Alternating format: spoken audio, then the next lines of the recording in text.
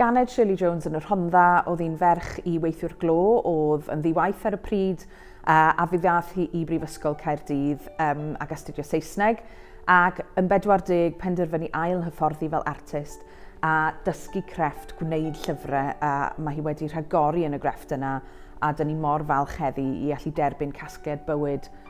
Shirley, gwaith oes artist arbennig iawn o Gymru.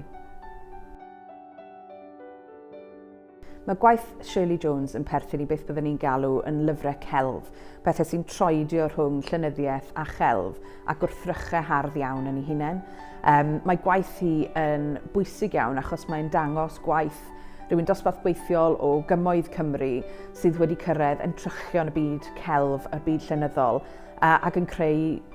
gweithiau cain iawn a ffrin iawn hefyd. Mae Casgliadau Arbennig ac Archifau yw'n enw ni,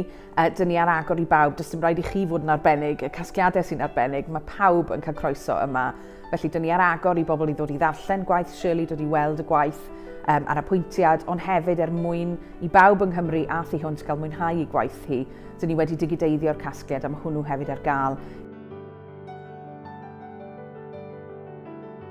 Mae'r wir wedi bod yn fraint dod i nabod Shirley Jones fel artist, dod i adnabod ei theulu hefyd, achos mae hwn yn anrheg mawr iawn, dyma'r anrheg mwyaf gan artist sydd yn fyw heddi